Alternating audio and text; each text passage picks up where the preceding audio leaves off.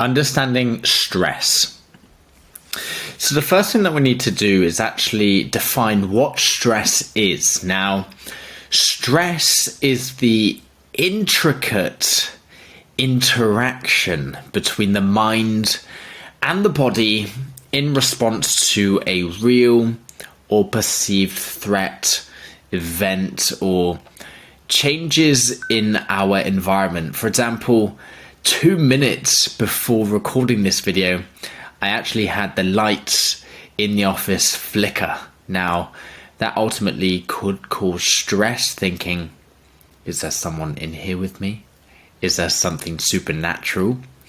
But then it got me thinking specifically what stress is, and it's a natural alarm system. It activates when we face challenges, whether they are tangible, whether they are imagined. I could full well be imagining that something is in this room with me just because the light flickered. Or it could be a case that there's a faulty bulb. But again, these challenges known as stressors can be external, such as a loss, tragedy, or change. And then we've got internal thoughts or beliefs or attitudes, the way we think, the way we feel.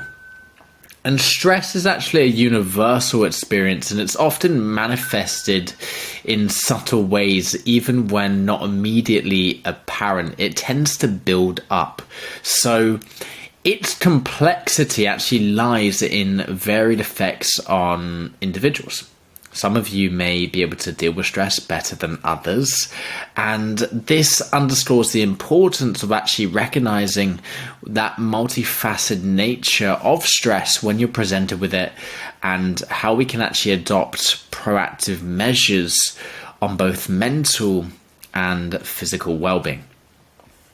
So you might have heard of the term fight or flight, but for those of you that haven't, essentially the fight or flight response is the body's way of responding to a real or perceived stress. Now, this automatic reaction actually prepares us to either confront or escape from danger. Now, stress can arise from external factors like overwhelming pressures at work. Perhaps your boss has increased your workload.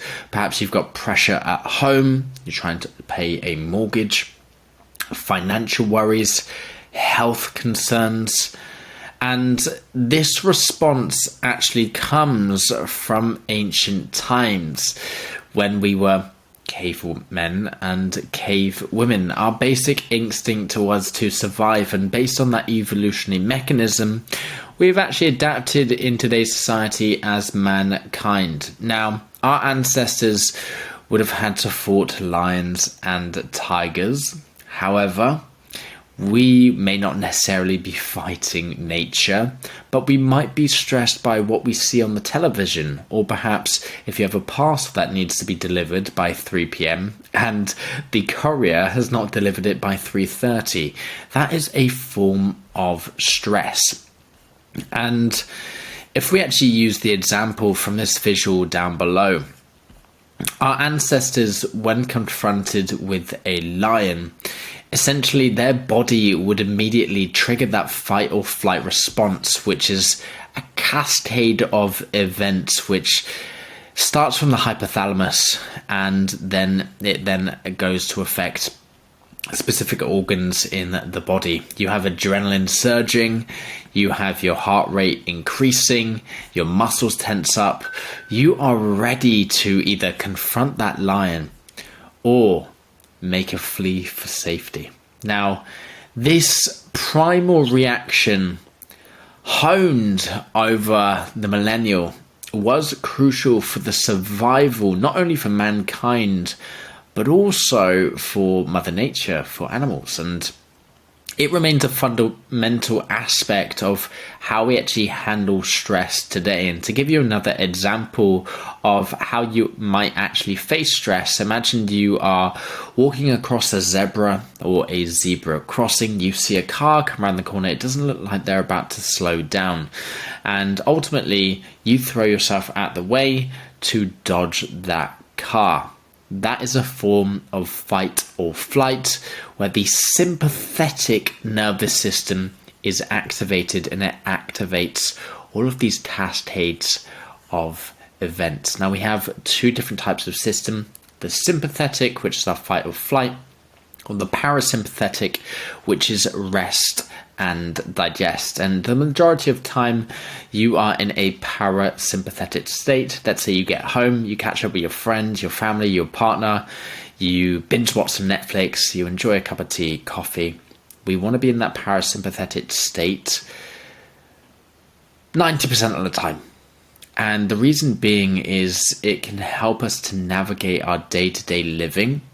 And even more so post-resistance training, we want to go from that sympathetic state where we're lifting weights or doing cardio to a parasympathetic state where we can regulate digestion and actually absorb any nutrients that we have consumed. And for those that actually struggle with digestion, that comes down to actually how we transition between sympathetic and parasympathetic, fight or flight, or rest and digest. And even more so when it comes to sleep, which we'll cover in later lectures. So looking at acute versus chronic stress.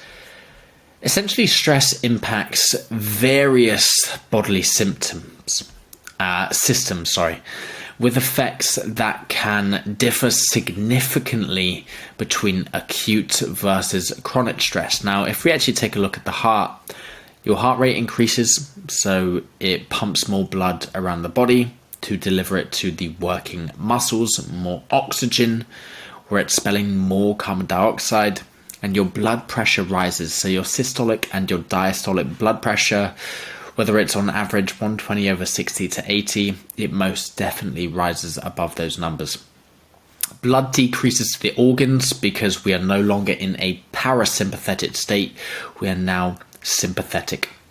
In terms of endocrinological changes, we actually pump out adrenaline. Adrenaline is almost like our captain, which navigates where specific soldiers go and their role and their job when we are acutely stressed.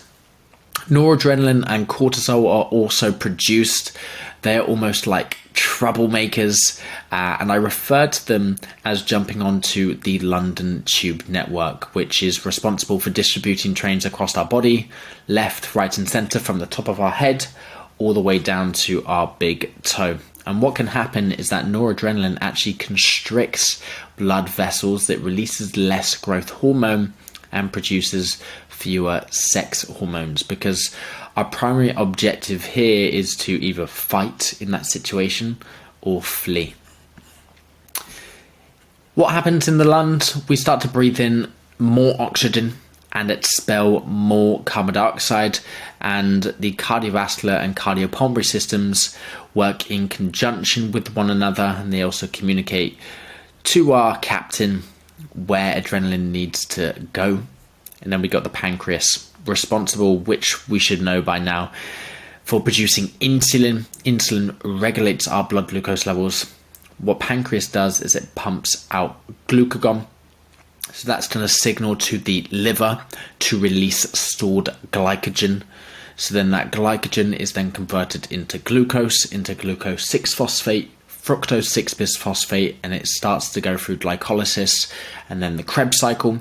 So when we've got more glucose being pushed out from the liver into the blood, our blood sugar level rises, and again we have fewer sex hormones being produced. And these changes actually occur very, very quickly because of two hormones, adrenaline and cortisol. They are our two troublemakers. One is the captain, one is the co-captain, and the body prepares for intense physical activity when these certain changes take place. So in terms of changes in blood sugar levels, We need to understand that acute stress, fight or flight, when that response is triggered, it does lead to the release of those stress hormones, cortisol and adrenaline. And those hormones actually prepare the body for immediate action by increasing blood sugar levels, because we need more energy to specific sites within the body, which I call our train destinations, ensuring we have that quick energy boost to tackle that perceived threat. Now, in the short term, the elevation of blood glucose, it is natural. It's also an adaptive response as well. And it does provide that body or specific parts of the body with the energy needed to respond to that stressor effectively. And we can see it actually dips off here over time. However, individuals with chronic stress, so this is elevated cortisol and adrenaline, elevated blood sugar levels, that can cause insulin resistance. And prolonged exposure is actually going to cause imbalances to your blood sugar, which in turn means that that sugar has to go somewhere. It can't just disappear from the blood like a magic trick. Abracadabra, you wave your wand, it disappears. It then goes and is stored in the liver on the muscles glycogen, or it's going to get stored as subcutaneous or visceral fat. And that's all down to insulin resistance, where the body's cells become less responsive to insulin.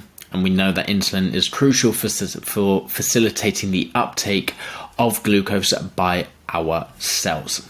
And this is exacerbated from emotional and stress-induced eating, not only just stress in general, but we do need to manage stress through various techniques such as exercise, mindfulness, and relaxation methods to mitigate the impact of chronic stress on our blood sugar levels. And analogy I like to use is, and let's talk about light bulbs again.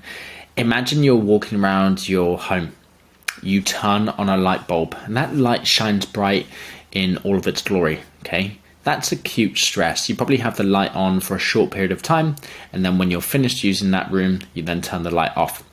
Now, the longer you leave that light switch on, the electricity bill starts to climb and the bulb actually begins to burst. That is chronic stress. And when that bulb bursts, an electrical signal is actually sent from the brain down the spinal cord throughout the nervous system, and it hits particular organs within the body, some of which we talked about, including the pancreas. And of course, that pressure on those specific organs means they're going to make incorrect decisions, or they may not be able to operate at 100% capacity. Therefore, it's really important to not only save electricity or conserve energy, but know when to switch that light off. And it's what I call flicking the switch. Know when to activate stress, because in some circumstances, stress is really, really good for us. For example, you're preparing for a top set when you are resistance training. And knowing when to switch that off and actually differentiate between types of activity and environment is very, very powerful. So what causes stress? Very, very simple. External stress is real events. So let's say you are late for work, you've got too much pressure at work, financial worries, and then we've got internal stress, things that we fear or worried about. It could be a relationship, it could be health worries, whether we actually cope in a challenging situation. But again, both types of stress can significantly impact our mental and our physical well-being. Underscoring the importance of actually identifying that stress trigger and then looking at sources which can reduce that stress or the outcome. And finally, just to run through the physiological changes that occur within the body. Stress ultimately is often referred to the fight or flight response. Okay, it's mediated by the activation of something called the adrenal glands, which sit on top of the kidneys. And these small triangular, they almost look like broad beans actually. They release hormones like cortisol and adrenaline into the bloodstream, and they prepare the body for immediate action. So we can actually see that here. And then what happens is we've got elevated blood pressure, while cortisol helps to regulate your metabolism and actually manages the use of carbohydrates.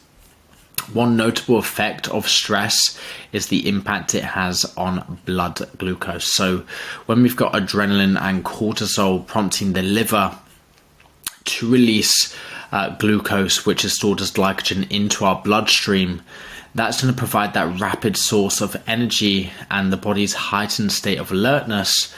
While that can be good for coping with immediate threats, if we have elevated levels of cortisol and adrenaline and sugar in the blood, that's going to cause insulin resistance. And we can see in this diagram on the bottom right, the key is represented as insulin. We're trying to open up our body cells, get that glucose from the blood into the cell. And if we're not able to do that due to chronic stress, then it leads to subcutaneous or visceral fat gain. And then it leads to emotional eating. That excess carbs, or any sugar for that matter, is then stored in the liver and the muscle as glycogen. And it's almost like an endless cycle.